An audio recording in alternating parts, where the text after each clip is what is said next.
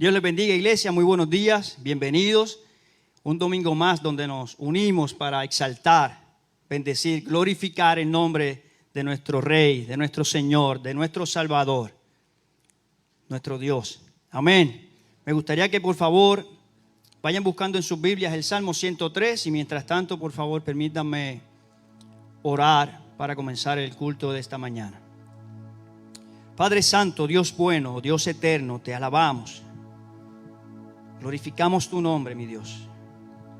Tú eres el único digno de alabanza. El Cordero de Dios que quita el pecado del mundo. Aquel que se dio, se entregó voluntariamente a morir en una cruz para dar perdón a nosotros pecadores. Y que a través de ese sacrificio nosotros pudiésemos alcanzar la salvación que solo tus méritos pueden dar. Damos gracias, mi Dios, por eso.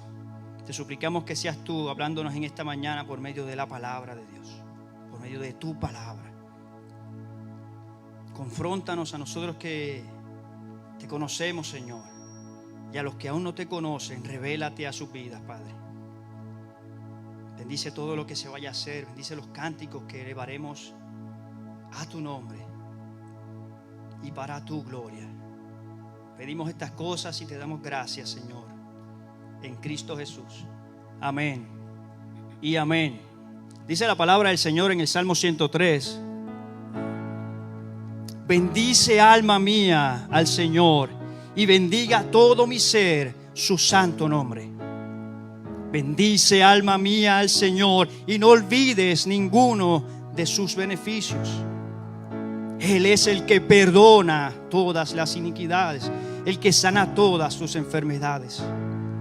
Él es el que rescata de la fosa tu vida, el que te corona de bondad y compasión, el que colma de bienes tus años para que tu juventud se renueve como el águila. El Señor hace justicia y juicios a favor de todos los oprimidos. Compasivo y clemente es el Señor, lento para la ira y grande en misericordia. No contenderá con nosotros para siempre, ni para siempre guardará su enojo. No nos ha tratado según nuestros pecados, ni nos ha pagado conforme a nuestras iniquidades. Porque como están de alto los cielos sobre la tierra, así es de grande su misericordia para los que le temen. Bendito sea su nombre. Como está de lejos el oriente del occidente, así de lejos de nosotros, y así alejó nuestras transgresiones. Como un padre se compadece de sus hijos, así se compadece el Señor de los que le temen. Porque Él sabe de qué estamos hechos y se acuerda de que somos solo polvo. El hombre como la hierba son sus días, como la flor del campo, así florece. Cuando el viento pasa sobre ella, deja de ser y su lugar ya no la reconoce. Mas la misericordia del Señor es desde la eternidad hasta la eternidad para los que le temen, y su justicia para los hijos de los hijos, para los que guardan su pacto y se acuerdan de sus preceptos para cumplirlos. El Señor ha establecido su trono en los cielos y su reino domina sobre todo. Bendecid al Señor, vosotros sus ángeles, poderosos en fortaleza, que ejecutáis su mandato, obedeciendo la voz de su palabra. Bendecid al Señor, vosotros, todos sus ejércitos, que le servís, haciendo su voluntad. Bendecid al Señor, vosotras todas sus obras, en todos los lugares de su dominio. Bendice, alma mía, al Señor. Iglesia Bautista La Gracia, bendigamos el nombre de nuestro Señor por su misericordia, por su perdón, por su compasión, por su fidelidad, por su grandeza y poderío. Bendice, alma mía, al Señor. y no olvide ninguno de sus beneficios. Alma mía, bendice, bendice al Señor. Su nombre santo es. Como nunca, alma mía, cántale. Hoy te adoramos, Rey. Iglesia, una vez más. Alma mía, bendice, bendice al Señor. Su nombre santo es. Como nunca, alma mía, cántale. Hoy te adoramos, Rey. Sale el sol, un nuevo día es tiempo de adorarte otra vez. Borraste mis pecados, me libraste de la muerte. Quiero alabar hasta que caiga el sol. Alma mía, bendice, bendice al Señor. Su nombre santo es. Como nunca, alma mía, cántale. Hoy te adoramos, Rey. Lento para airarse y grande en amor. Tu nombre es grande y tierno es tu ser. Por lo que eres y por lo que harás,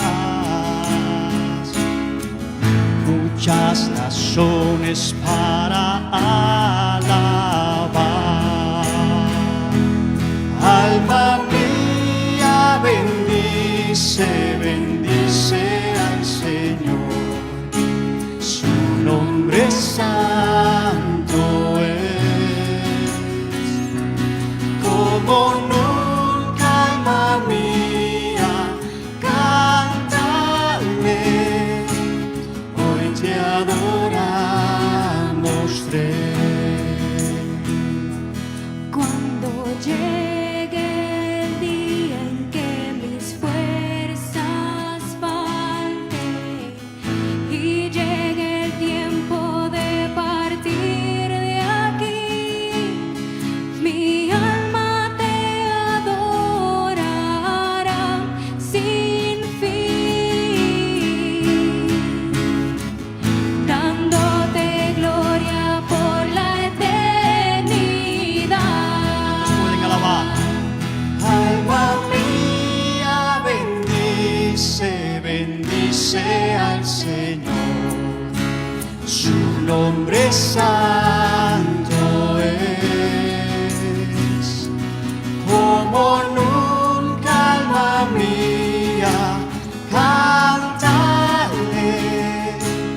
Hoy te adoramos, Rey.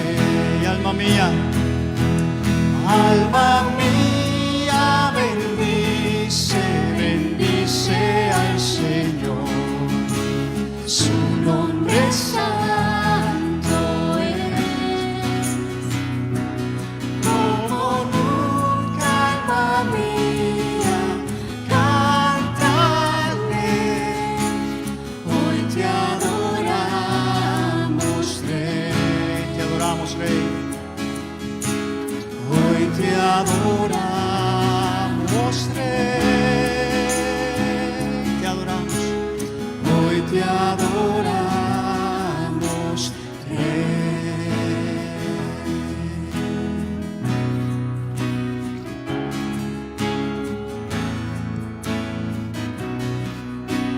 ¿Qué tal si a una voz cantamos ese coro que dice: Alma Alma mía, bendice. Te bendecimos, Señor, porque tú eres grande, poderoso. Gracias, Señor, porque tú decidiste revelarte a nuestras vidas. Gracias porque tú guardas nuestro levantar y nuestro acostar. Alma mía, una vez más. Alma mía, bendice, bendice al Señor. Su nombre santo es. Alábalo por su fidelidad, por su grandeza, por la gran salvación que nos dio por medio de su Hijo Cristo en la cruz del Calvario. Gracias, Señor, hoy te alabamos, te adoramos. Hoy te adoramos, Rey, te adoramos. Hoy te adoramos, Rey.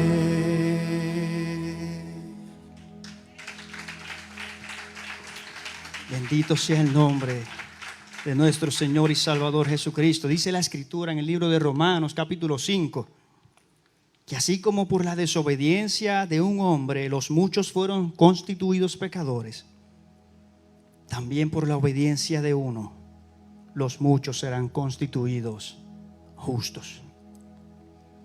Y dice que la ley se introdujo para que abundara la transgresión, pero donde el pecado abundó, sobreabundó la gracia. Para que así como el pecado reinó en la muerte, la gracia reine por medio de la justicia para vida eterna, mediante Jesucristo nuestro Señor. Dice que donde el pecado aumenta, la gracia aumenta. Pero no es como si esas dos cosas fueran iguales. No, la gracia no solo perdona nuestros pecados, sino que nos da vida eterna por medio de nuestro Señor y Salvador Jesucristo. Y ciertamente donde el pecado aumenta, hermanos, la gracia aumenta mucho más. Bendito sea su nombre. Y cantamos al Señor porque su gracia es mayor.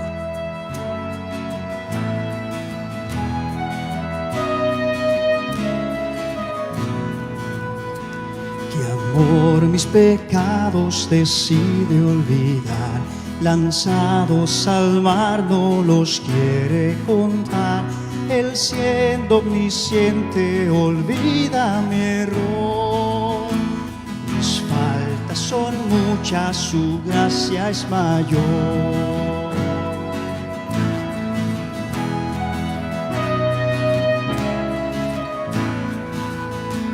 Paciente me aguarda en mi desviar, un padre al que tierno me llama al hogar, recibe al débil y vil pecador.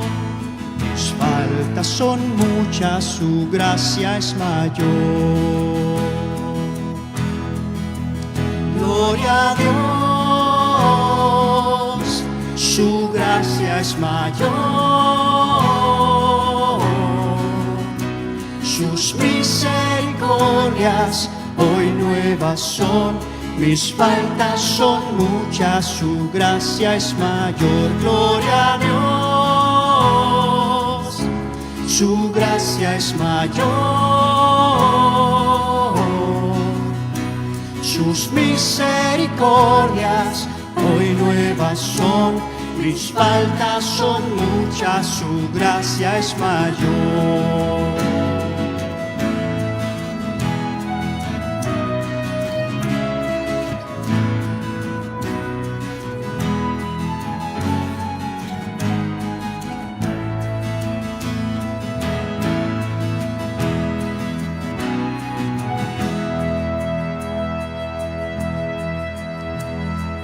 Grandes riquezas Él nos otorgó, su sangre fue el pago, su vida entregó pagó nuestra deuda y la canceló.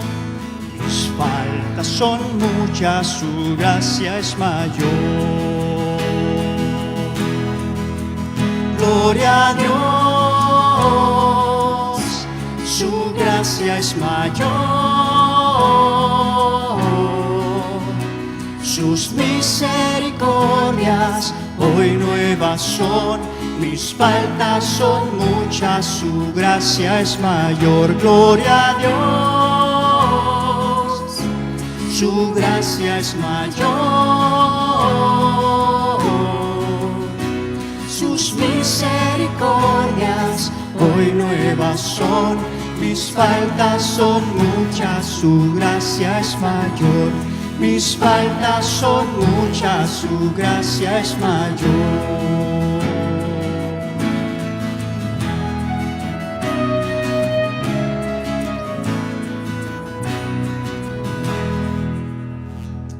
Bendito sea el nombre del Señor. Nuestras faltas, nuestros pecados, nuestras transgresiones son muchas, pero su gracia es mayor. ¿Por qué no cantamos ese coro una vez más? Gloria a Dios, su gracia es mayor, sus misericordias.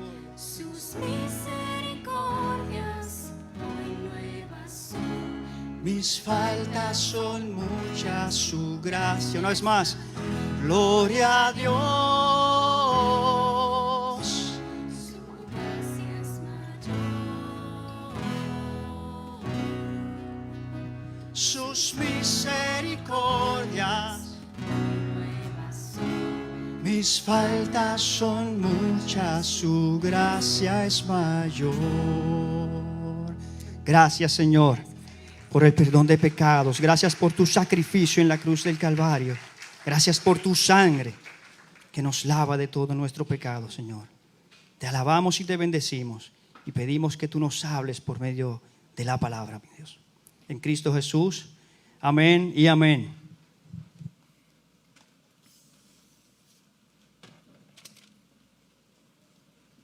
Mis hermanos, Dios les bendiga.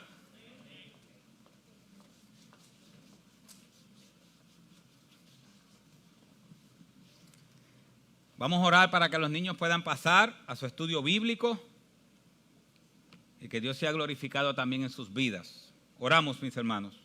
Padre, te damos las gracias por permitirnos, Señor, estar aquí un día más para glorificarte y para exaltarte.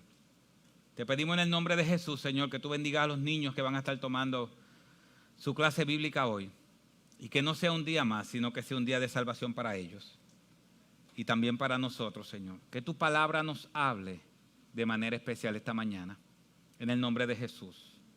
Amén. Los niños pueden salir. Y hermanos, mientras ustedes buscan su Biblia, le doy dos anuncios que tenemos próximamente. Mientras buscan Lucas capítulo 7, versículo 1. El día 17, miércoles 17 de febrero, si Dios permite, va a ser la ordenación del pastor Alexis Feliciano aquí en la iglesia. Miércoles 17 de febrero a las 7 de la noche. Así que, si no me equivoco, es este miércoles, no el próximo. Vamos a tener la ordenación y una actividad de enamorados en la iglesia bautista Logos. Eso va a ser el 26 de febrero. Tiene un costo de 20 dólares por pareja, si no me equivoco, pero cualquier información puede comunicarse con la hermana Patricia. Ella va a estar haciendo la lista, así que eso es el 26 de febrero. Pero no se olvide, este miércoles continuamos con nuestros estudios bíblicos. Bueno, Lucas, capítulo 7. Hoy hablaremos de las características de una fe maravillosa. Así que si podemos estar en pie, reverencia a la palabra del Señor. Y la palabra de Dios dice así, aquellos que puedan obviamente, la palabra de Dios dice así. Cuando Jesús terminó todas sus palabras al pueblo que le oía, se fue a Capernaum. Y el siervo de cierto centurión, a quien éste apreciaba mucho, estaba enfermo y a punto de morir. Al oír hablar de Jesús, el centurión envió a él unos ancianos de los judíos, pidiéndole que viniera y salvara a su siervo. Cuando ellos llegaron a Jesús, le rogaron con insistencia diciendo: el centurión es digno de que le concedas esto, porque él ama a nuestro pueblo y fue él quien nos edificó la sinagoga. Jesús iba con ellos, pero cuando ya no estaba lejos de la casa, el centurión envió a unos amigos diciéndole: Señor, no te molestes más, porque yo no soy digno de que entres bajo mi techo. Por eso ni siquiera me consideré digno de ir a ti. Tan solo di la palabra y mi siervo será sanado. Pues yo también soy hombre puesto bajo autoridad y tengo soldados bajo mis órdenes. Y digo a este: ve, y va. A otro: ven, y viene. Y a mi siervo: haz esto, y lo hace. Al oír esto, Jesús se maravilló de él, y volviéndose y dijo a la multitud que le seguía: os digo que ni aún en Israel he hallado una fe tan grande. Y cuando los que habían sido enviados regresaron a la casa, encontró sano al siervo. Padre, bendícenos, Señor, esta mañana con tu presencia, y que tu palabra nos hable y nos ayude a ver más claramente estas características de una fe maravillosa. En el nombre de Jesús. Amén, mis hermanos. Pueden sentarse.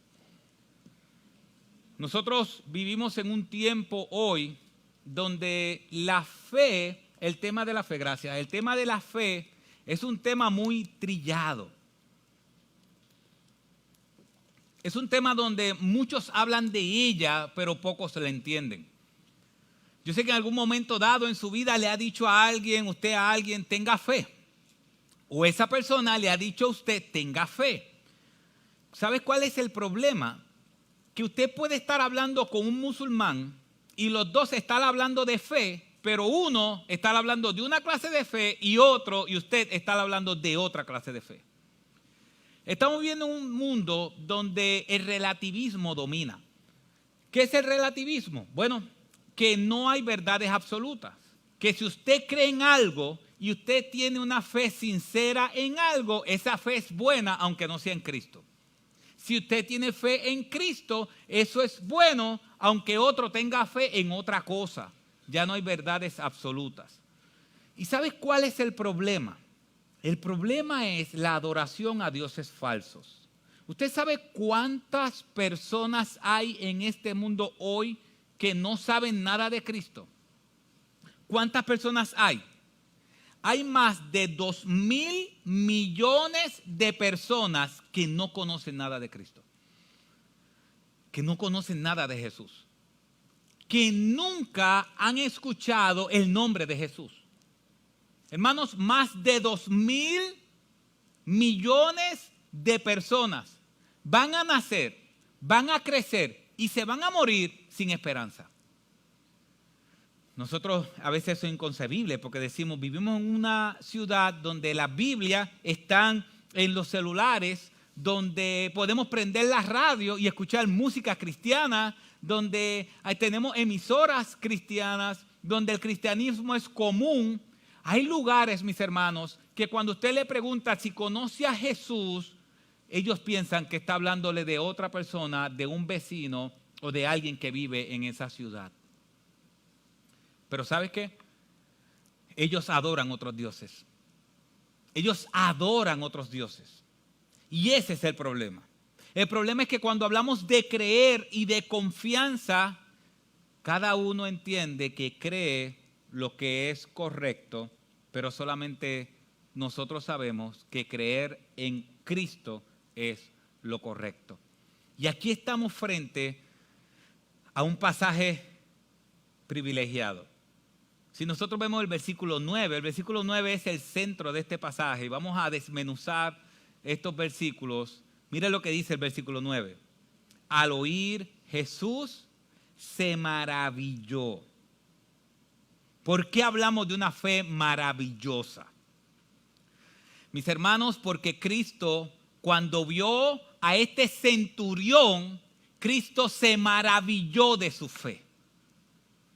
La humanidad de Cristo se sorprendió. A veces, obviamente, no podemos entender cómo la humanidad y la divinidad pueden coexistir en una misma persona, pero humanamente hablando, cuando Cristo escuchó a ese centurión diciéndole, no tienes que venir, solamente di la palabra, es suficiente, Jesús se maravilló. Esa palabra maravillar es importante. ¿Sabe por qué? Porque solamente aparece 2 veces en la Biblia. La primera vez que sale es cuando Cristo ve que se maravilla porque Jerusalén estaba rechazando la fe. Jerusalén estaba rechazando a todo lo que tiene que ver con Dios. Ahí dice que Jesús se maravilló. La segunda vez y última que presenta a Jesús maravillándose o sorprendiéndose es cuando esta persona que tiene a un siervo enfermo le dice, no tienes que venir. Solamente di la palabra y es suficiente. Y mis hermanos, vamos a hablar de la fe. Pero vamos a hablar desde otro punto de vista de la fe. En este pasaje, miren, si vemos un poquito para atrás y en las pantallas puede salir el versículo 10. Al final del pasaje, miren cómo ocurre este milagro. Dice, y cuando los que habían sido enviados regresaron a la casa, encontraron sano al siervo. Ahí se acabó el milagro. Toda la historia tiene que ver con un centurión que manda a unos ancianos a hablar con Cristo. Cristo va caminando. Cuando va acercándose, el centurión dice, no tienes que venir. De esos 10 versículos, 9 tienen que ver con la fe y uno al final tiene que ver con la sanidad. ¿Por qué? Porque la fe no tiene que ver con una sanidad. Y eso es importante. Porque hay personas que entienden que las personas no se sanan porque no tenemos fe. No. ¿Sabes cuál es la verdadera fe? La verdadera fe fue la que hizo Cristo en el monte Getsemaní cuando dijo, Señor, si es posible, pasa de mí esta copa, pero no se haga mi voluntad, sino la tuya. Si es posible, pasa de mí este sufrimiento, esta angustia. Dios pasó de él la angustia. ¿Qué usted opina? ¿Verdad que no? Entonces Cristo lo pidió sin fe o con fe. Lo pidió con fe, pero la angustia siguió estando allí. ¿Sabes dónde radica la fe? La fe radica en las últimas palabras de Cristo. Pero no se haga mi voluntad, sino que la tuya. Eso es fe. Fe es entender que es la voluntad de Dios la que se va a cumplir y no la mía. Eso es fe. Y cuando vemos las características de una fe maravillosa, vemos que el texto pasa a un segundo plano, la sanidad. Si usted ve en los pasajes anteriores, veíamos a Cristo hablando con el paralítico, veíamos a Cristo expulsando, veíamos a Cristo hablando con los enfermos, veíamos a Cristo tocando, lo vamos a ver la semana que viene, Cristo tocando a un joven que había muerto. Vemos la interacción de Cristo con los enfermos o los muertos, pero aquí el propósito principal no es la sanidad del siervo, sino la fe que tenía el centurión. Una fe maravillosa. Por eso vemos varias cosas en este pasaje. Quiero que analicemos primero de manera general este pasaje. Dice el versículo 1 que esto fue cuando Jesús terminó las palabras. Y después dice el versículo 2, y el siervo del centurión, a quien éste apreciaba mucho, estaba enfermo a punto de morir. Un centurión era un soldado encargado de 100 soldados. Por eso se llama centurión. La mayoría de ellos, por no decirle el 100%, porque realmente no conozco ese dato, si es el 100%, pero la gran mayoría de ellos no tenía familia. ¿Por qué? Porque a veces ellos tenían que irse y trabajar por 20 años sin regresar a su casa. Así que este centurión quizás estaba solo y lo único que tenían era a sus servidores, a sus esclavos. La palabra siervo significa esclavo. Y dice que ese centurión, al escuchar hablar de Jesús, versículo 3, cuando ese centurión escuchó hablar de Jesús, envió a unos ancianos. ¿Por qué envió a unos ancianos? Ok. Los ancianos eran los líderes del pueblo judío. Un judío no podía entrar a la casa de un gentil. Un gentil es todo aquel que no es judío es gentil. Nosotros somos gentiles. Todo el que no es judío es gentil. Los judíos no podían entrar a la casa de los gentiles porque quedaban inmundos.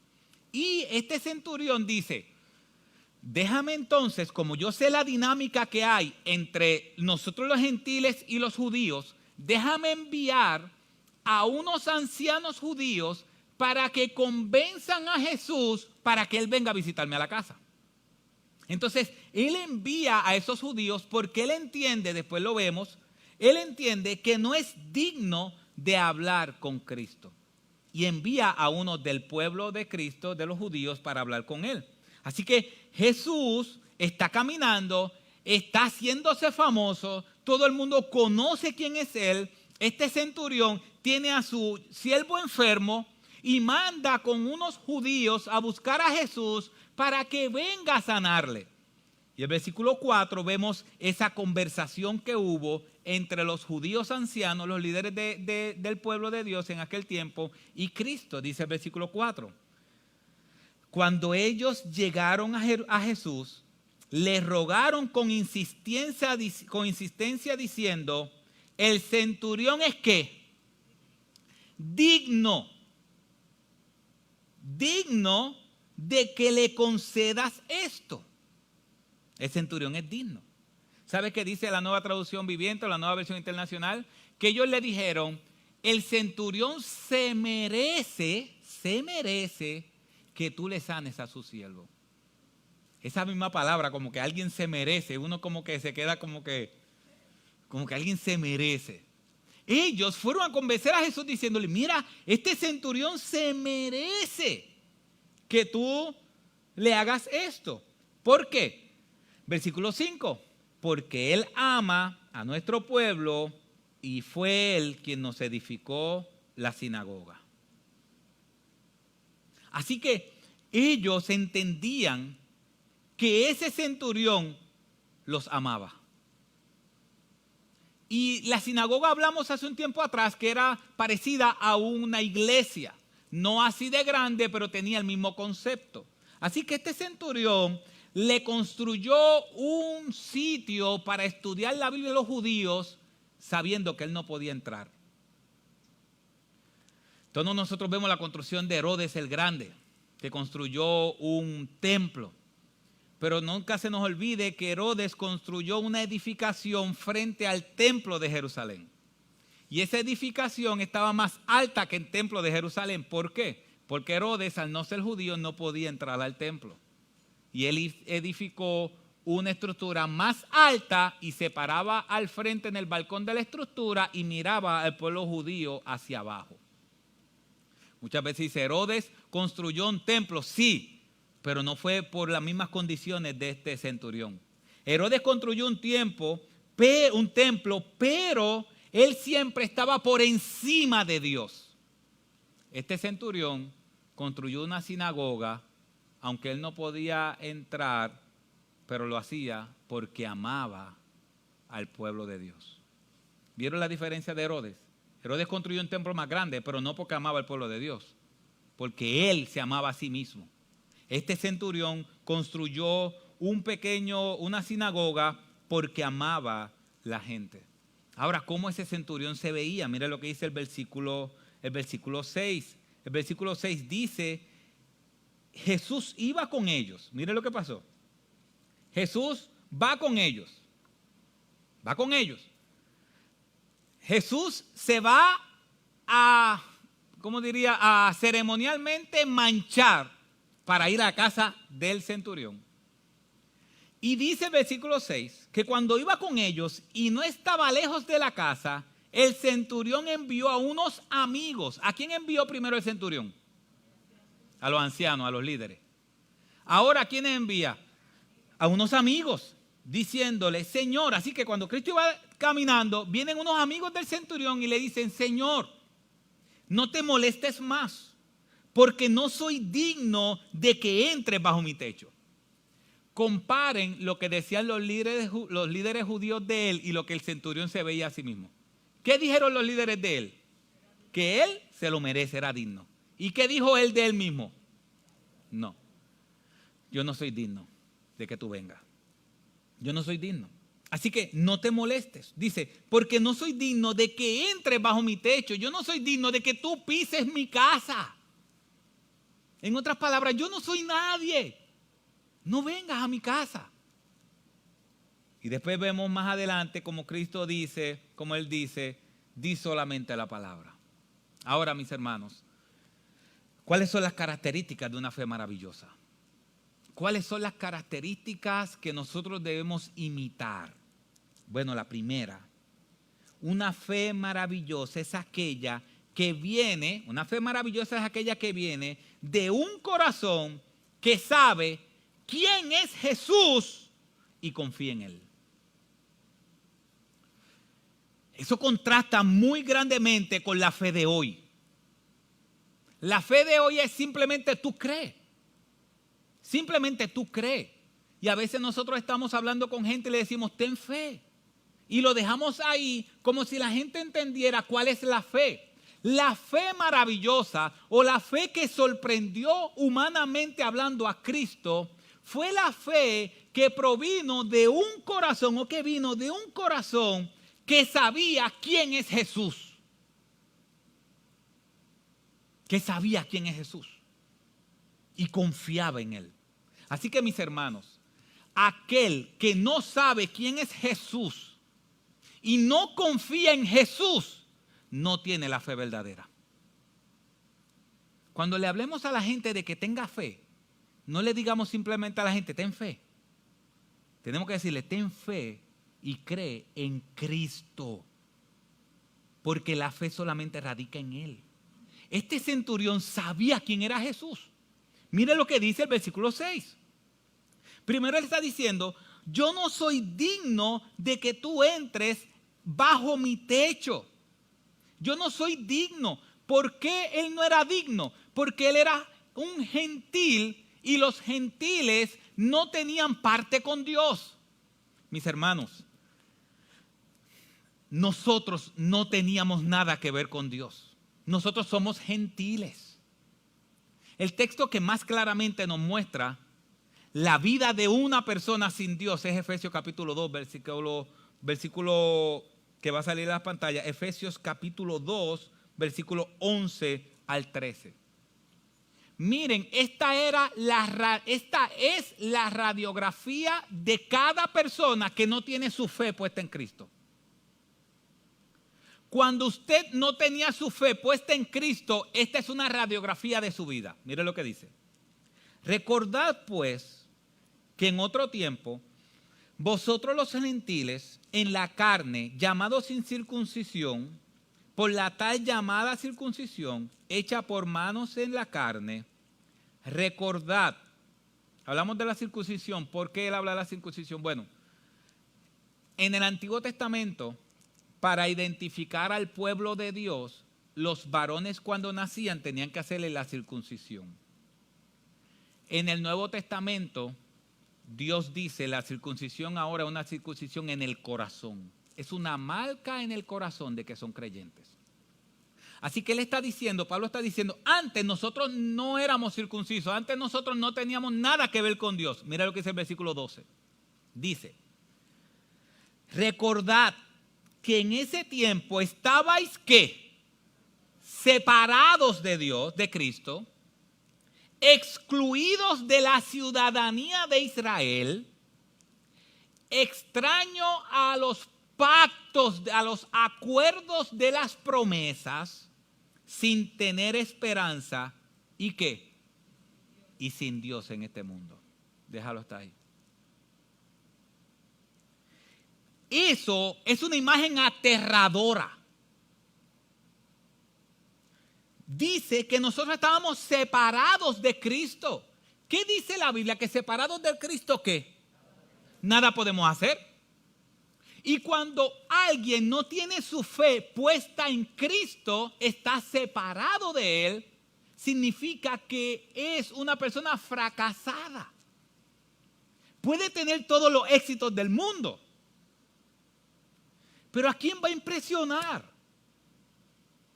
¿A quién va a impresionar? La gente que tiene todos los éxitos del mundo puede impresionarnos a nosotros, pero no puede impresionar a Dios porque Dios es el dueño de todo. Entonces, Pablo está diciendo, nosotros antes estábamos separados de Cristo, excluidos de la ciudadanía de Israel, extraños a los acuerdos de las promesas. Miren esto. Dios, cuando Adán peca, en Génesis 3, en Génesis 3:15 Dios hace un acuerdo, un pacto es un acuerdo. Y Dios dice, de la simiente de la mujer, de la descendencia de la mujer, va a venir alguien que le va a aplastar la cabeza a ti, Satanás, y tú vas a perder. Eso es un acuerdo. ¿Sabes qué? El pueblo de Israel entendía que ese acuerdo de salvación era solamente para ¿quiénes? Para ellos. Ese acuerdo que el Señor hizo con Noé, jamás destruiré más la tierra con agua, y pactó el arco iris. Así que cada vez que usted vea el arco iris muchas personas lo quieren ver ahora como, y es el símbolo supuesto del movimiento homosexual. No, el arco iris es el pacto que Dios hizo con su pueblo de que no iba jamás a destruir más la tierra con agua. Usted sabe que hay un producto de Conflake que cuando usted lo abre, dice que abre la olla y sale el rainbow y sale eso. No, eso no sale de una olla de Conflake. Hablando inglés, ¿viste? Eso no sale de una olla de Conflake. Cuando usted vea un arcoíris, usted dice, ese es el pacto, eso es un contrato que Dios hizo hace muchos años atrás de que no iba jamás a destruir la tierra con agua. Un pacto, un contrato. Dios hizo contratos con su pueblo y le dijo, yo los voy a bendecir, yo los voy a cuidar. Jeremías capítulo 31 dice, y haré un pacto con la casa de Israel después de aquellos días, dice el Señor, y pondré mis leyes en sus corazones y en su mente las escribiré, y nunca más me acordaré de sus pecados y transgresiones, porque donde hay perdón de pecado ya no hay más ofrenda por el pecado. Eso es un contrato que Dios hizo. Pero el que no cree en Cristo está fuera de ese contrato. Está fuera del contrato. Eso es lo que dice Pablo. Somos extraños a los contratos de las promesas, sin tener esperanza y sin Dios en este mundo. Así se veía el centurión. Por eso es que el centurión dice, no entres a mi casa, porque el centurión se veía como una persona separada de Cristo, excluido del pueblo de Israel, aunque él le hizo una sinagoga. Pero él se veía a sí mismo como una persona que no podía ser parte de esa sinagoga, excluido, y una persona que no se merecía las promesas de Dios, aunque las conocía. Porque él dice, solamente di la palabra. Él conocía la promesa de Dios, aunque entendía que no eran para él. Por eso imagínense, cuando tú eres un don nadie, tú entiendes que tú eres un don nadie, y le ruegas a Dios que haga algo y de momento tú ves que Dios lo va a empezar a hacer. ¿Ves la diferencia de la declaración de estas iglesias donde declaran a las personas que suplicamos? Porque si yo declaro sanidad y la sanidad se da, ¿de quién fue el poder? De mi declaración.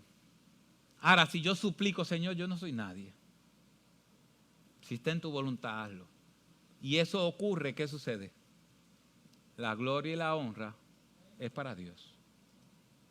Así que mis hermanos, esto es una radiografía de tu vida si estás sin Cristo. ¿Sabes qué significa la palabra sin Dios? Esa palabra que está subrayada ahí, sin Dios, es la palabra griega ateos.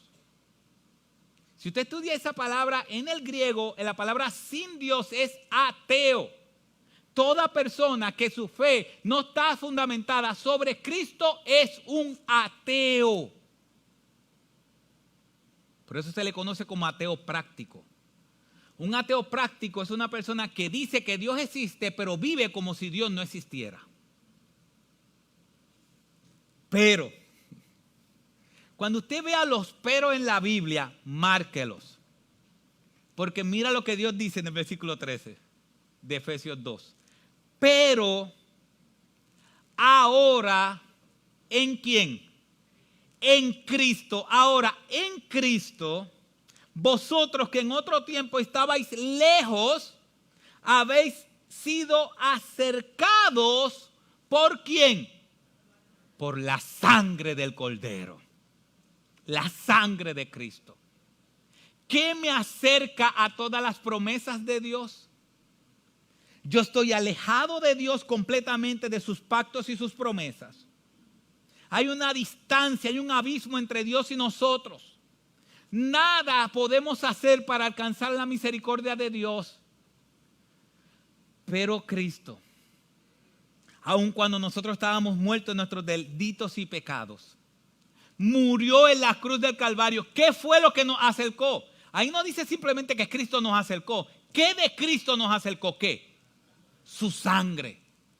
Hace 2000 años atrás, nuestro Señor y Salvador Jesucristo derramó su sangre y tomó la muerte que nos tocaba a nosotros. Esa muerte que nosotros merecíamos, Él la tomó y después de salvarnos, nos ha hecho parte de su pueblo. Así que, hermanos, si ponemos el versículo 12 de Efesios 2, ahora leamos el versículo 12 de otra manera. ¿De qué manera? Bueno, antes estábamos separados. Ahora, después que Cristo nos salvó, ¿estamos separados? Versículo 12. ¿Estamos separados o no? No. Antes estábamos excluidos de la ciudadanía de Israel. ¿Y ahora estamos excluidos? No. Antes éramos extraños a los acuerdos de las promesas de Dios. Antes las promesas de Dios no tenían nada que ver con nosotros. ¿Y ahora que estamos en Cristo por su sangre? Sí. Antes no teníamos esperanza. ¿Y ahora qué? Ahora sí tenemos esperanza. Antes estábamos sin Dios en este mundo. Y ahora no tan solo estamos con Dios, sino que Dios dice que está dentro de nosotros a través del Espíritu Santo. No simplemente estamos con Dios, estamos en Dios. Así que, mis hermanos, por eso es que el centurión no se atreve que Cristo entre a su casa. Porque él entendía que no era digno de esa visita, porque él estaba completamente separado de Dios. Así que él reconoce la autoridad de Cristo. Mire lo que dice, versículo 7. Centurión sabía esto, mira lo que dice. Y por eso ni siquiera me consideré digno de ir a ti. Pero mira lo que dice.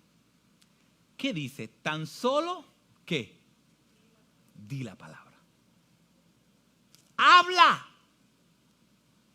Lo único que yo quiero es que tú hables. A veces nosotros entendemos que para que alguien se sane hay que tocarlo. No, no hay que tocarlo. Mucha gente se ha sanado. Dios ha abierto puertas en la China. Nosotros estando aquí orando por ellos. Él dice, solamente habla. Pues yo también soy un hombre de autoridad y tengo hombres bajo mis órdenes. Le digo a este ve y él viene. Le digo a este ve, él va. Ven, él viene. Le digo a mi esclavo, haz esto, y lo hace. ¿Qué está diciendo él? Yo no necesito que tú vengas porque yo sé cómo funciona la autoridad. Yo sé cómo funciona la autoridad. Yo no tengo que convencer a mi siervo para que haga algo. Yo solamente le digo, haz esto, y él lo hace. Yo no tengo que convencer a mi siervo. Tú tienes autoridad. Y ahí es donde radica la fe de nosotros, mis hermanos. La fe de nosotros radica en la autoridad y el poder de Cristo. Yo quiero hablarle un poco de lo que es autoridad. El Nuevo Testamento menciona autoridad de esta manera. Mira lo que dice el Nuevo Diccionario. Voy a citarlo 2 ocasiones corridas. El Nuevo Diccionario dice, en el Nuevo Testamento la palabra autoridad que se utiliza es exousia, tomando el significado común de mando. Mando. Me gusta definir algunas palabras griegas. Porque cuando nosotros decimos Jesucristo tiene autoridad y no comprendemos bien lo que significa autoridad, pues podemos estar medio perdidos. No, ahora vamos a hablar en ajo y habichuela. ¿Qué dice Cristo? Yo tengo el mando. Cristo está diciendo, yo soy el que mando. No simplemente tengo la autoridad, yo mando. Y mire lo que dice el Nuevo Diccionario de la Biblia, interpretando lo que significa mando. Dice, Dios es el único que tiene el poder de hacer lo que quiere soberanamente. Y como creador de todo lo que existe, tiene el derecho, escuche bien, tiene el derecho de hacer lo que le plazca con su creación. Dios tiene el derecho de hacer lo que le plazca con nosotros. ¿Sí? Usted no tiene gente, no voy a decir su mamá, ni su suegra, ni nada de esas cosas, quizás sí, quizás no. No quiero meterme mucho en eso para que no lleguen a conclusiones. Aunque conozco gente que puede ser así. Que llegan a su casa y quieren mandarlo a usted.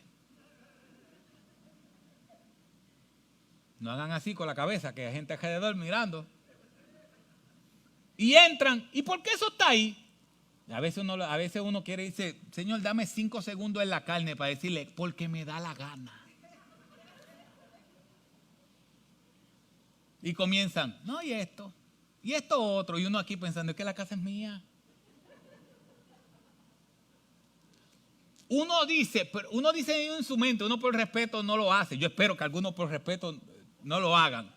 Pero uno dice como que, pero ven acá, ¿por qué me está diciendo ¿Cómo yo tengo que hacer las cosas? Si aquí el que mando soy yo, porque el que la casa la compré soy yo. Bueno, que todavía quizás la mayoría es del banco. Pero yo la pago. Nosotros no queremos que la gente vaya a nuestra casa y decirnos qué nosotros tenemos que hacer, pero sí nosotros nos gusta decirle a Dios lo que Él tiene que hacer. Y Él nos está diciendo hoy, yo soy el que mando. Y yo sé que suena, pero es que suena como orgulloso eso. Bueno, mi hermano, si yo digo yo soy el que mando, eso suena orgulloso. Porque yo no mando nada. No quiero decir ni en mi casa, porque la Biblia dice que uno es el líder de la casa. Si yo lo digo, suena orgulloso. Pero si Dios dice, yo soy el que mando, no suena orgulloso. ¿Sabe por qué no suena orgulloso? Porque es verdad.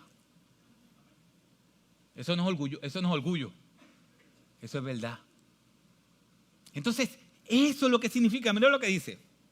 Y como creador de todo lo que existe, tiene el derecho de hacer lo que le plazca con su creación. Por eso solo Él tiene plena y total autoridad. Él tiene plena y total autoridad. Dios tiene el derecho de actuar con soberanía sobre su creación sin referencia a ningún otro poder. Y escuche bien al final, escuche bien lo que dice al final. Sin tener que contestar preguntas a nadie. Sin tener que contestar preguntas a nadie. En la Biblia, dentro de varias personas que creo que pasó eso, el más memorable que le preguntó a Dios por qué ciertas cosas fue Job.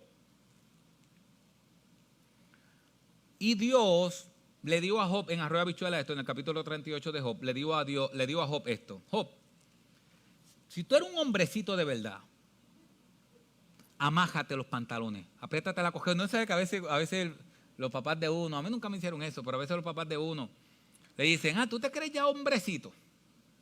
Apriétate bien los pantalones. A ver, pues Job empezó a cuestionar a Dios y Dios le dijo, bueno, tú te crees hombrecito, si fuera en puertorriqueño, tú te crees hombrecito, amájate bien los pantalones. Yo te voy a preguntar, Job, y tú me vas a contestar. Y lo primero que le hice fue, ¿dónde tú estabas cuando yo hice los cielos y la tierra? Imagínense a Job escuchando todo eso. Y Dios le dice, ¿dónde tú estabas cuando yo le dije hasta el mar, hasta aquí tú vas a llegar y hasta aquí va a llegar tu dominio? Dios le dice a Job, ¿cuántas estrellas hay en el firmamento? Dime porque tú debes saberlo. Cerca de 3 capítulos Dios le está preguntando a Job y preguntando a Job y preguntando a Job y mostrándole a Job su soberanía y su poder y que él hace como él quiere. Y al final Job termina diciendo, De oídas te había oído. La verdad que yo había escuchado de ti. Pero ahora mis ojos te ven. Ahora yo sé quién eres tú. ¿Y sabes qué es lo bueno de Dios? ¿Sabes qué es lo bueno de Dios o de todas las cosas buenas que Dios es? Es que los atributos de Dios están entrelazados. Hitler quería hacer lo que él le daba la gana. El problema es que Hitler tenía un mal corazón y era perverso.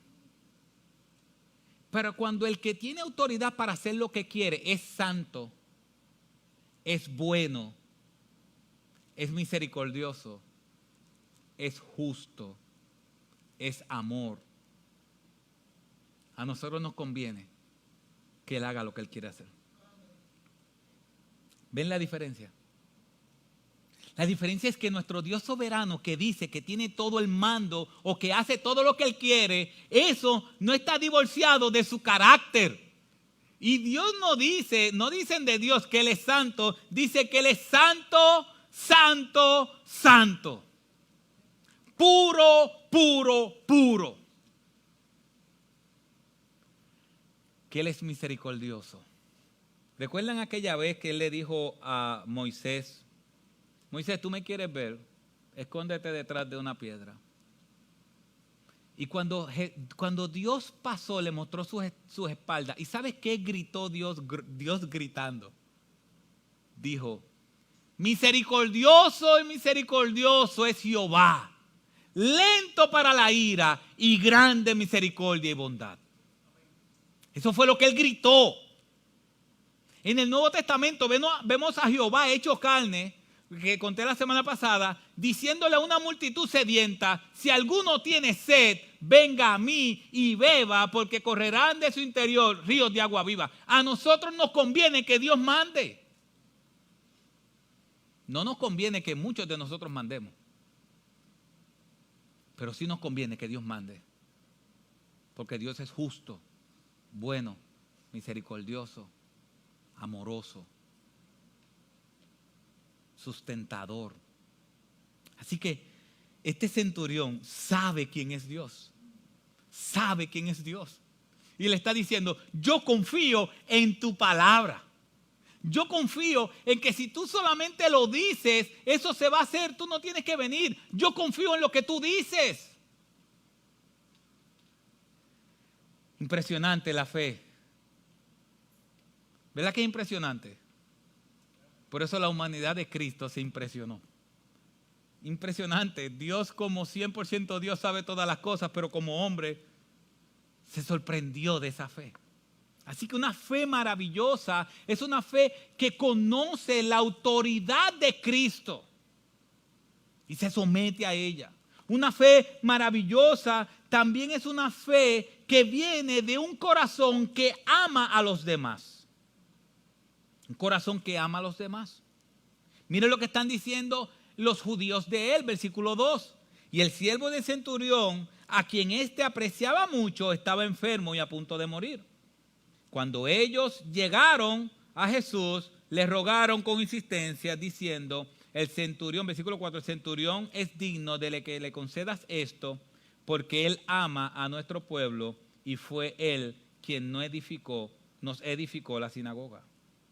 Mis hermanos, el versículo 2 dice que la razón por la cual el centurión le pidió a Cristo que viniera no fue para sanarlo a él. ¿Usted no cree que él tenía necesidades también? Claro, todo el mundo debajo del sol tiene necesidad. El único que no necesita nada es Cristo. Todos nosotros tenemos carencia de algo. Pero cuando él fue a pedirle a Dios, ¿le pidió por él? No. Le pidió por su esclavo. No por su empleado, por su esclavo, por su siervo. La relación que él tenía con sus siervos, con sus esclavos, no era una relación de amo y esclavo, era una relación de amor y de amistad. Y no tan solo con ellos, con el pueblo completo, porque dice el versículo 5, él nos ama a todos. Nos construyó una sinagoga para que nosotros podamos reunirnos. Hermano, la fe maravillosa es aquella que viene de un corazón que ama a los demás. Ayer yo escuché que hay más, lo que dije ahorita, que hay más de 2.000 millones de personas que se van a morir sin Cristo y sin esperanza. Y se me hace difícil pedir para mí cuando hay tanta esa cantidad de gente que van a morir sin Cristo. ¿Y sabes qué? Dios nos mandó a nosotros a la gran comisión. La gran comisión es que salgamos y hacer discípulos en Jerusalén, en Judea, en Samaria, hasta el final de la tierra. ¿Y sabes por qué hay tanta gente que va a nacer, va a desarrollarse y va a morir sin Cristo? ¿Sabes por qué? Porque nosotros estamos aquí envueltos en nosotros mismos. Porque nosotros creemos que Dios nos salvó a nosotros para levantarnos a las 5 de la mañana, hacer una oración flash, preparar el desayuno de la casa, llevar los nenes a donde los cuidan, seguir al trabajo, regresar del trabajo, tirarnos al sofá o cocinar, tirarnos al sofá, ver 1 o 2 novelas turcas,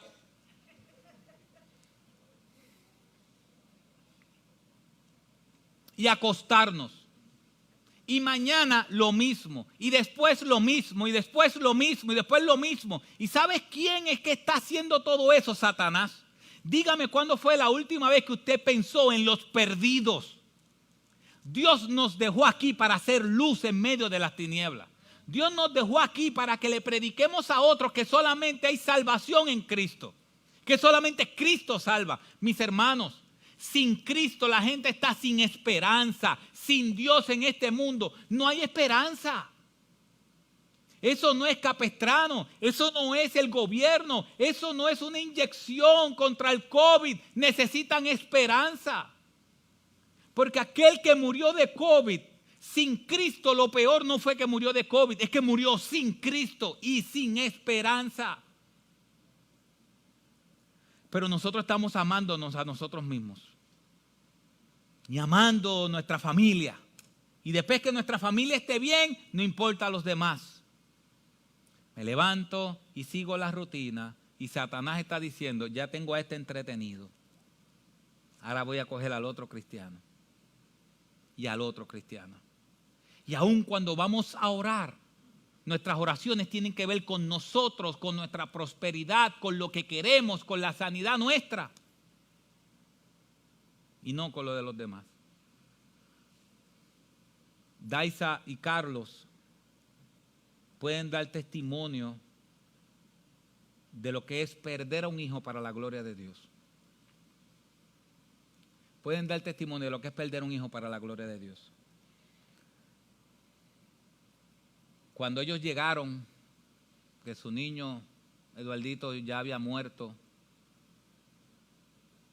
algo que casi nunca se ve es que los médicos salieron llorando a decirle a ellos que hicieron todo lo que pudieron para salvar a Eduardito. Y Carlos y Daisa comienzan a consolar a los médicos y a decirle que no se preocupen, que su esperanza está puesta en los cielos. Durante un mes ellos estuvieron predicándole el evangelio y cantando cuando visitaban a su hijo.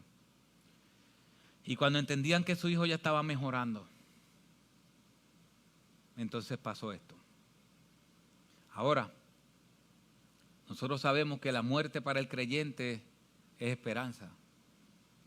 Y así como él me citó él me citó eso cuando estábamos en el entierro, él me dice, eso es como dijo David cuando Dios se llevó a su primer hijo. Ya él no puede venir a mí, pero yo voy a él. Significa que él estaba meditando en ese pasaje cuando estaba enterrando a su hijo. ¿Y por qué yo digo perder un hijo para la gloria de Dios? Porque mucha gente escuchó de Cristo por medio de ellos. Y algunos tendremos que sufrir por causa del evangelio. Y eso es amar más a Dios que a nosotros mismos. Este centurión tenía necesidades. Carlos y Daisa en el momento en que ya cierran la tumba, antes de irse, él tiene a toda su familia alrededor de la tumba y hace una oración evangelística para que todos los que estén ahí escucharan que solamente Jesucristo es el Señor. ¿Usted no cree que su corazón estaba dolido y destrozado? Claro que sí. Pero en ese momento él no pensó en él. Él pensó en sus familiares que necesitan venir a Cristo. Esa es la fe maravillosa. Aquella que ama a los demás primero que él. Y una fe maravillosa es una fe humilde. Él dice, no soy digno. Ni siquiera me consideré digno de que vengas. Pero mis hermanos, para terminar, hay una cuarta y última enseñanza. Y es la que voy a dejar para que todos reflexionemos. Es que Dios está buscando personas con esa fe. Mire lo que dice el versículo 9. Si usted tiene algo para marcar, márquelo. Mire lo que dice el versículo 9. Al oír esto, Jesús se maravilló de él y volviéndose dijo a la multitud que le seguía, os digo que ni aún en Israel he hallado una fe tan grande. ¿Qué significa he hallado? Cuando usted encuentra algo, ¿por qué lo encuentra? Porque lo está buscando. Jesús está buscando hombres y mujeres que tengan una fe completa puesta en la autoridad de Él como Dios y en su palabra. Él está buscando hombres y mujeres que tengan una fe lo suficientemente grande como para que se pongan a ellos segundo. Porque el que piensa en los demás primero que Él dice, Señor, yo te pido por ellos porque yo sé que tú tienes cuidado de mí. Amén. Dios tiene cuidado de nosotros. No significa que es malo orar por nuestras situaciones. El Señor dice que le pidamos. Pero que nuestras oraciones sean marcadas por las necesidades de otros. Porque Dios tiene cuidado de nosotros. Hermanos, esa es la fe.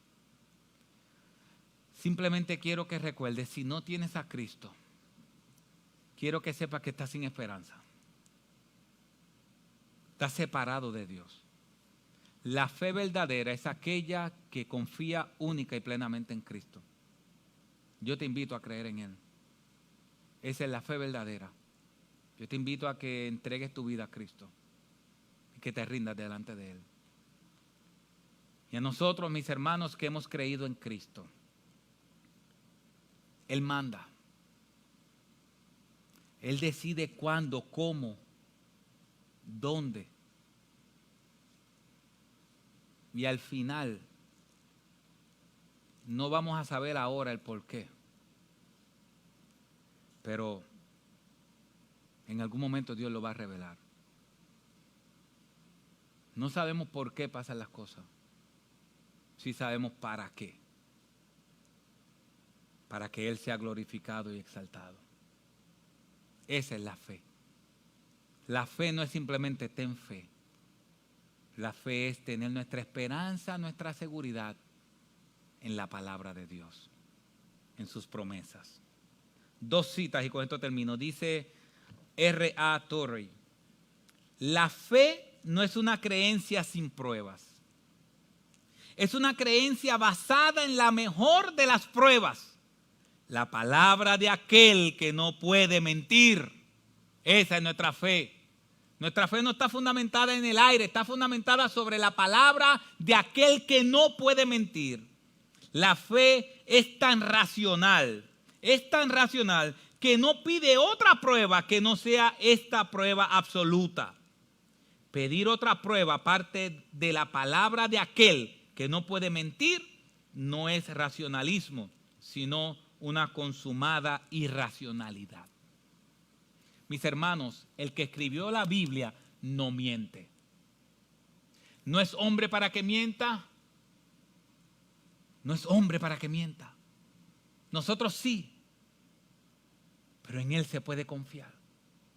Nuestra fe está fundamentada aquí, en que Dios no miente. Por tal razón, dice Dwight Moody, la fe acepta sin condiciones lo que Dios ha dicho. Si Dios lo dice, la fe dice, lo creo. La fe dice a eso, amén, así sea. Esa es la fe, mis hermanos. Recordemos que la idea central de este pasaje no es la sanidad. Sí, el siervo del centurión se sanó, pero la idea de este pasaje es que Dios quiere mostrarnos lo que es la fe verdadera. Una fe que confía única y exclusivamente en su autoridad y su poder. Una fe maravillosa que cree y ve lo mejor o piensa en lo mejor para los demás antes que en ellos. Y es una fe humilde porque al final, si Dios nos sana, no es por nosotros, porque nosotros no nos merecemos nada. Si Dios nos da algo o nos da lo que nosotros tenemos, démosle gloria a Él, porque al final nosotros nos merecíamos la muerte y Él nos dio la salvación de nuestras almas. Él no nos dio conforme a nuestras obras, Él nos dio conforme a la obra de Cristo en la cruz del Calvario. Padre, gracias. Ayúdanos a tener una fe como esta, una fe maravillosa. Que tú seas exaltado y glorificado en nuestras vidas. Y que sobre todas las cosas, cada vez que enfrentemos situaciones, confiemos en tu palabra. Padre, glorifícate en medio de la gente con necesidad. Pero Padre, si hay aquí alguien que no te conoce, esto es una obra de tu Espíritu Santo. Transfórmalo, Señor, como lo hiciste con nosotros, para que pase de las tinieblas a la luz admirable y que pueda venir al entendimiento de que es pecador o pecadora. Llévalo al arrepentimiento o llévala al arrepentimiento y recíbela o recíbelo como tu hijo. En el nombre de Jesús. Amén.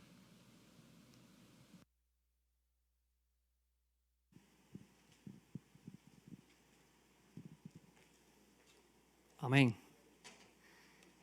Le damos gloria y le damos gracias a nuestro Dios por su palabra, por hablar a nuestras vidas esta mañana y por confrontarnos. Amén. Así que antes de presentar a nuestro Dios las oraciones y las peticiones de nuestros hermanos, quisiera que estemos unos minutos presentándonos nosotros mismos a Dios, presentando nuestra vida a Dios y la respuesta que debemos tener nosotros a su palabra predicada. Así que tomemos un tiempo para presentar nuestras vidas a Dios, para que nosotros podamos estar delante de su presencia y no solamente presentar nuestras peticiones, sino pensar en la palabra que hoy ha sido predicada y presentarnos ante Dios. Así que vamos a tomar unos minutos para que podamos orar y luego oramos por cada una de las peticiones que cada uno de los hermanos han expuesto. Así que oremos, hermanos.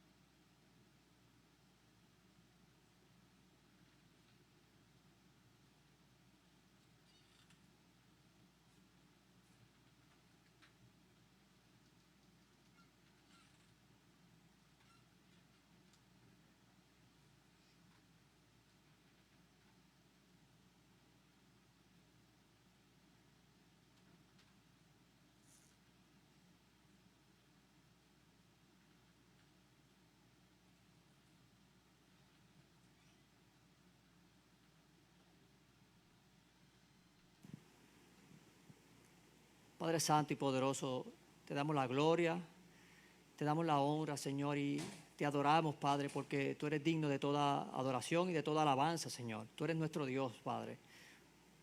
Padre, venimos delante de tu presencia esta mañana porque aprendemos en tu palabra que podemos venir mediante precisamente la oración y traer ante ti nuestras súplicas, Señor. En acción de gracias podemos darlas a conocer, Señor, ante ti, que tú eres nuestro único Dios, nuestro único sustento, Señor. Nuestra única fortaleza y nuestra única esperanza, Padre. Te damos las gracias, Señor, por por la palabra predicada esta mañana y por hablar a nuestras vidas, Señor. Te damos las gracias, Padre, por el sustento que a diario recibimos, por tu misericordia, por tu gracia sublime, Señor. Te damos las gracias, Padre, por tu suplir cada una de nuestras necesidades, Señor. Y antes de comenzar a traer nuestras peticiones, queremos agradecerte, Señor. Queremos agradecer por la provisión que nos has dado, Señor. Queremos agradecerte por la salud que nos has dado, Padre. Queremos agradecerte por la provisión a los hermanos en Haití, Padre, que por fin pudo llegar su comida nuevamente, Dios. Te damos las gracias por los hermanos misioneros que están trabajando a diario, Padre. Padre, queremos también pedirte por la salud de algunos hermanos, Dios. Queremos pedirte por ese niño de 7 meses de nacido, Señor, de nombre Sebastián. Padre, te pedimos que conforme a tu amor, a tu misericordia, Señor, a tu poder, continúes obrando en la vida de él, Señor, y que continúes dando también sabiduría a los médicos, Padre, para que continúen obrando y trabajando y que tu nombre pueda seguir siendo glorificado de la manera que fue con los hermanos Carlos y Daisa, Señor. Te pedimos por Sara, Padre, el tratamiento que está recibiendo de cáncer, Padre, que tú te continúes glorificando en su vida y que también, al igual que la familia de Sebastián, te puedan ver a ti en medio de todo este proceso, Señor. Te damos las gracias, Padre, por la salud del hermano Freddy. Gracias por la recuperación que ha tenido, Señor. Y te pedimos que continúes obrando en él, Padre, y en su sanidad, Padre. Por don Félix, Señor, te pedimos por Herodias también que continúes obrando en sus vidas, Padre. Por salud, no solamente física, sino por la salud espiritual y permitiéndole, Padre, que pueda tener ese encuentro contigo, Dios. Y que seas tú concediendo salvación y vida eterna también, Padre. Te pido por la salud de Edwin. Padre, probablemente entre en unas intervenciones quirúrgicas, Señor.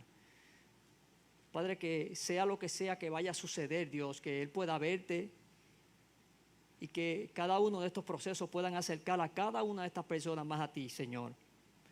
Y que tu nombre en cada momento sea glorificado. Te pedimos por la fortaleza de Carlos y Daisa, Señor. Por la fortaleza de su familia, Dios. En este momento, en este proceso por el cual esa familia está pasando, donde tu nombre ha sido exaltado y ha sido glorificado, Señor. Continúa fortaleciéndolos, Padre.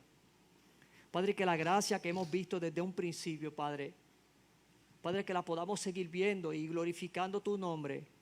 Y que aun cuando otras personas puedan ver eso como momentos difíciles y dolorosos, Señor, a pesar que puedan ser momentos de dolor, Señor, que tu nombre sea exaltado en cada uno de ellos, Señor. Y que sean momentos difíciles, pero que sean momentos de bendición porque nos acercaron a ti, Señor.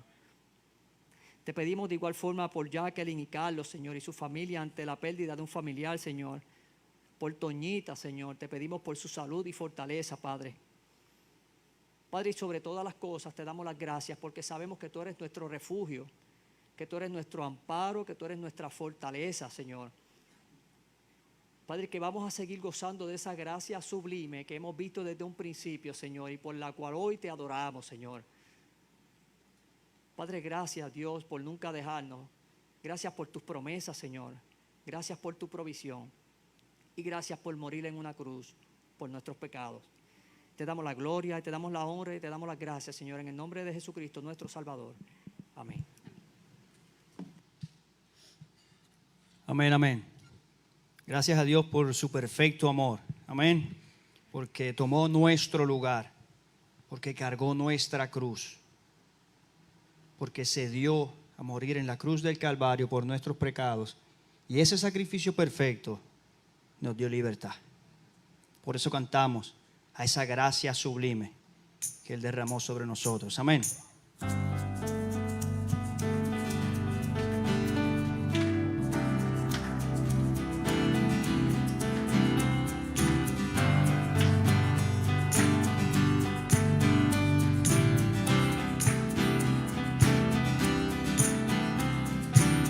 Quien rompe el poder del pecado, su amor es fuerte y poderoso, el Rey de gloria, el Rey de majestad.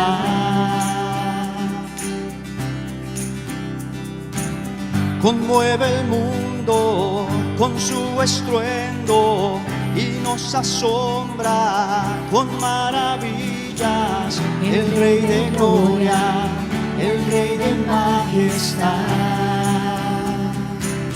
Gracias sublime es, perfecto es su amor. Tomaste mi lugar, cargaste tú mi cruz, tu vida diste ahí, y ahora libre soy. Jesús, te adoro por lo que hiciste en mí.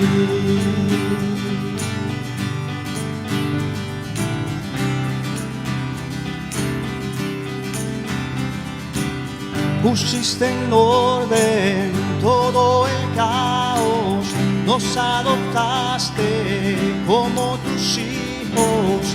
El Rey de gloria, el Rey de majestad, el que gobierna con su justicia y resplandece con su belleza. El Rey de gloria, el Rey de majestad. Gracias sublime, gracias sublime es, perfecto es su amor. Tomaste mi lugar, cargaste tú mi cruz, tu vida diste ahí, y ahora libre soy. Jesús, te adoro. Gracias. Gracias sublime es, perfecto es tu amor. Tomaste mi lugar, cargaste tú mi cruz, tu vida diste ahí, y ahora libre soy. Jesús, te adoro por lo que hiciste en mí.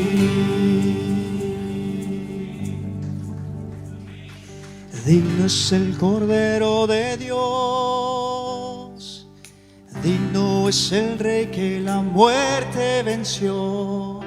Digno es el Cordero de Dios, digno es el Rey que la muerte venció. Digno es el Cordero de Dios, digno es el Rey que la muerte venció. Digno es el Cordero de Dios, digno, digno, digno. Gracias sublime,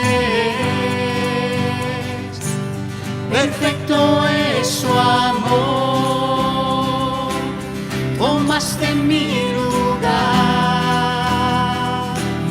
cargaste tú mi cruz, tu vida diste ahí, y ahora libre soy.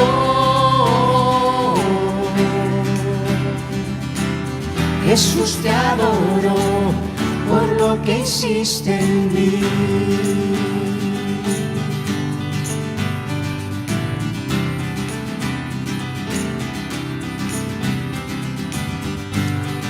Gracias, Señor, por lo que hiciste en cada uno de nosotros. Gracias por tu sangre derramada en la cruz. Gracias, Señor, porque te revelaste a cada uno de nosotros. Gracias por tu palabra. Padre, ahora te pedimos que nos lleves con bien a nuestro destino. Sé con nosotros durante el día, mi Dios, y ayúdanos a glorificarte en cada momento de nuestra vida. Te lo suplicamos en Cristo Jesús. Amén, amén y amén. Están despedidos, hermanos. Un saludo a todos los que están conectados en Facebook. Que Dios los bendiga a todos.